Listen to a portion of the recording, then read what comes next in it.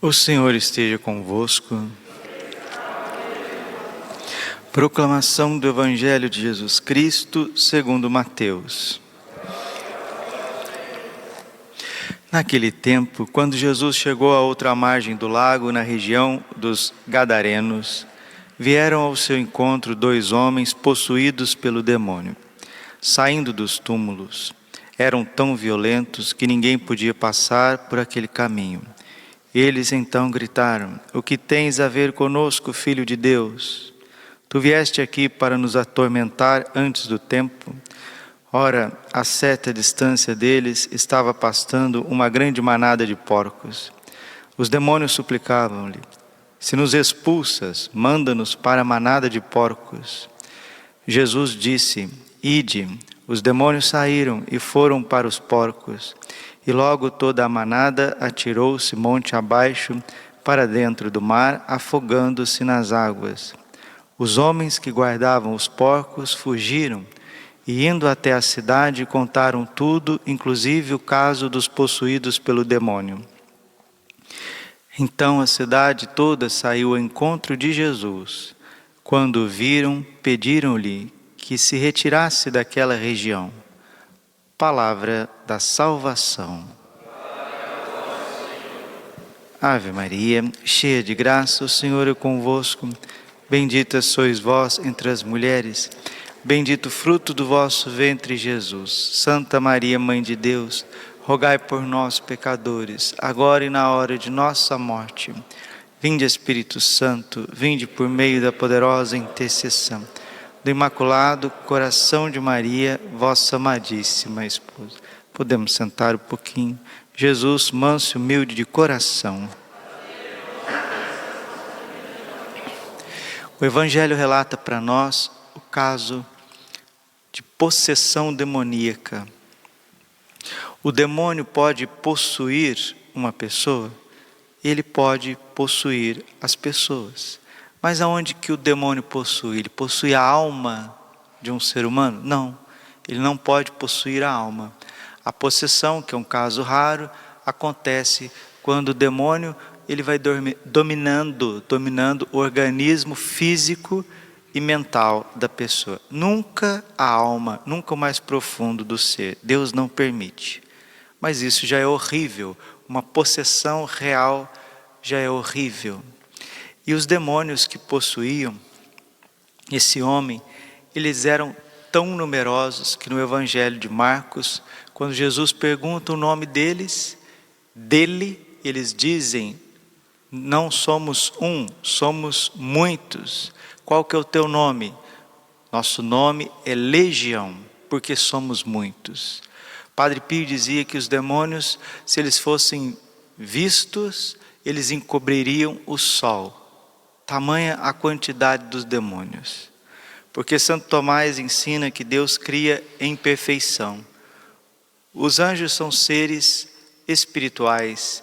Então, o doutor Angélico diz que Deus criou mais seres angélicos do que seres humanos. Então, temos mais anjos do que seres humanos. E 1/3 parte desses anjos transformaram em demônios. E não foram para o inferno, para as profundezas do inferno, não. Eles estão espalhados nos ares e ao nosso redor. São Paulo aos Efésios, capítulo 6, diz que ele está espalhado, os demônios estão espalhados nos ares. São Pedro, 1 Pedro 5,8, diz que o demônio anda como um leão a rugir ao nosso redor, procurando a quem devorar. Resistir-lhe firmes na fé. Precisamos aprender a nos defender do mal, do maligno, porque o Evangelho é muito claro. Jesus chegou à outra margem do lago, na região dos Gadarenos. Mateus 8:28. Vieram ao seu encontro 2 homens possuídos pelo demônio, saindo dos túmulos. Eram tão violentos que ninguém podia passar por aquele caminho.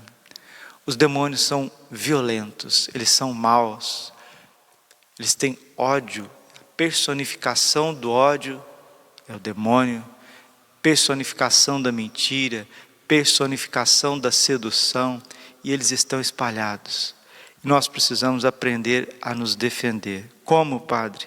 São Paulo mesmo aos Efésios vai mostrando, né? Tomai o capacete da salvação, a couraça da justiça, o cinturão da verdade, as sandálias da humildade, da disponibilidade, o escudo da fé e a espada da justiça, a espada do Espírito. Precisamos colocar o capacete da salvação.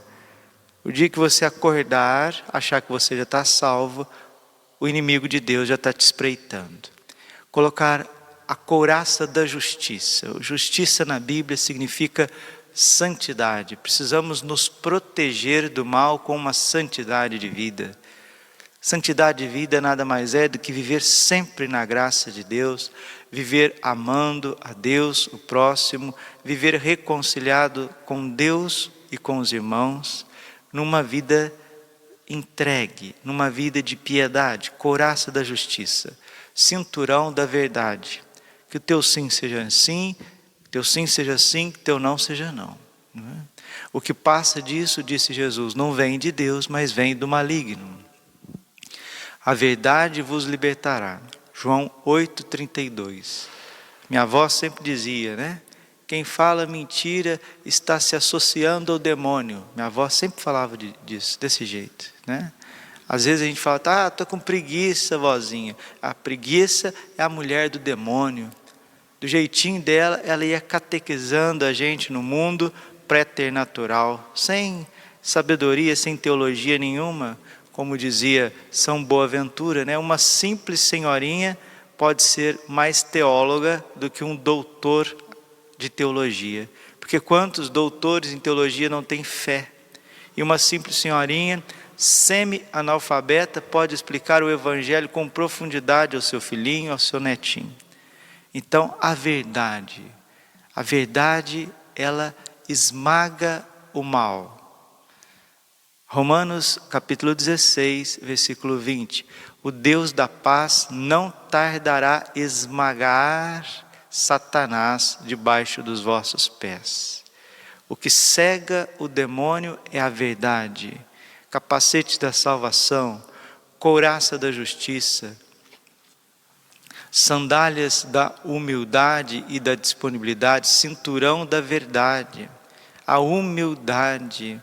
Precisamos ser como nosso Senhor Jesus Cristo, porque eles ficam tremendo diante de Jesus. Eles então gritaram: o que tens a ver conosco, Filho de Deus? Tu vieste aqui para nos atormentar antes do tempo. Que antes do tempo que é esse que os demônios estão dizendo? O juízo final. A presença de Jesus atormenta os demônios. Então, se uma pessoa quer estar sempre na graça, livre das impurezas, dessas porcarias, dessas sujeiras que o mundo está colocando sobre nós, e aqui eu preciso fazer uma exortação, eu preciso aqui fazer uma correção como padre, como sacerdote de Deus. As pessoas que querem ter paz, que querem ter saúde mental, elas vão ter que tomar muito cuidado com internet, com redes sociais, com acessos, porque isso vai criando um vício, uma dependência, e o inimigo de Deus, ele não é bobo, ele é astuto, e ele vai, mesmo sem levar a pessoa para coisas graves, ele vai agindo na vida da pessoa através dessas dependências de celular, principalmente de redes sociais, esse ciclo vicioso de olhar e olhar mais uma vez e olhar a terceira vez e de postar uma coisa, olhar de novo e de novo. Tudo isso é algo que o demônio gosta demais, porque ele leva as pessoas para uma curiosidade sem fim. Lembrando que o pecado entrou na humanidade, o pecado entrou no paraíso terrestre por causa da curiosidade de Eva. E ela levou Adão a esta curiosidade. E depois desta curiosidade, Padre Pio dizia que a curiosidade é um mal que não tem cura. Você tem que agir contra isso, agir e agir mesmo contra, com uma certa violência no sentido evangélico, né? Com uma certa resolução. esta violência que Jesus fala, de ser resoluto, de ser penitente. É preciso fazer violência contra essas questões de redes sociais, violência com questões de tudo aquilo que te causa dependência, seja comida, seja bebida, seja entorpecentes, seja dependências afetivas. Tudo isso é um campo que o inimigo gosta de agir. E aí ele vai levando a pessoa para onde ele quer. Ele vai levando a pessoa para a perturbação. Quanto mais apego, mais perturbação. Quanto mais desapego, quanto mais humildade, verdade, justiça, salvação, mais a pessoa é livre, mais a pessoa tem paz. Por fim, São Paulo pede para a gente colocar o escudo da fé. São João da Cruz diz que aqueles que se revestem da verdadeira fé, que creem, vivem de uma fé pura, de uma fé genuína, teologal, que não precisa de muitos sinais, não precisa de muitas consolações, mas creem na palavra de Deus.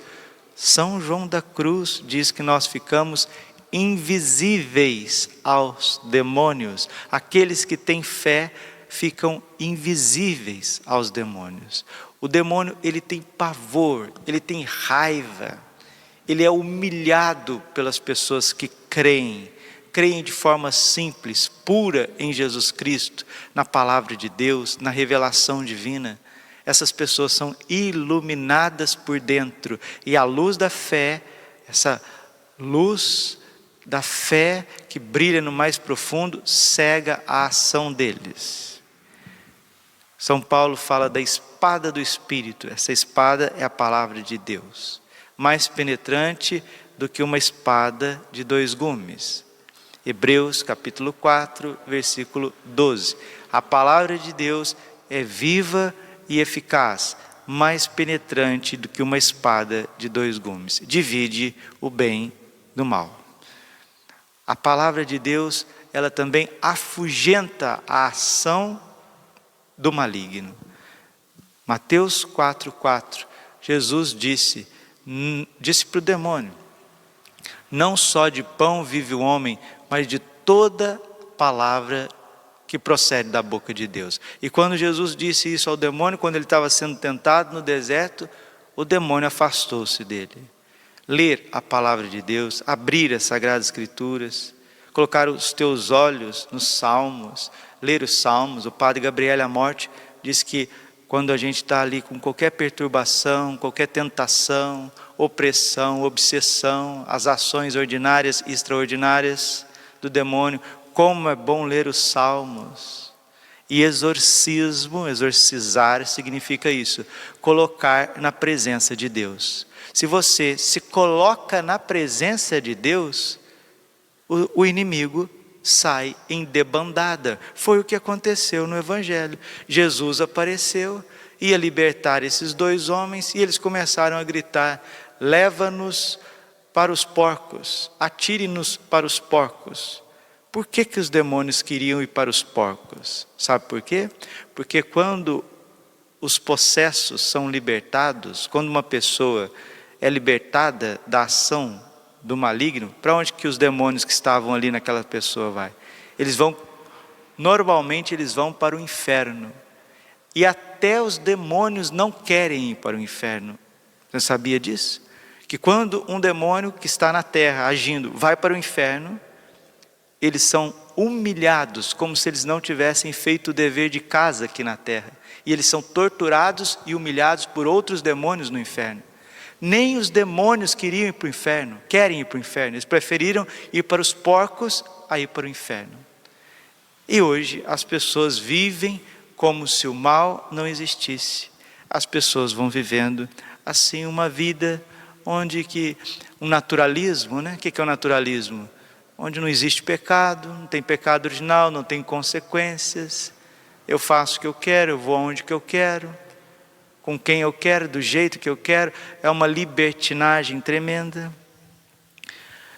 E o Evangelho está dizendo para nós que é totalmente contrário, para a gente ser vigilante, viver numa constante presença de Deus, para que sejamos protegidos desse todo mal, esse mal que está ao nosso redor.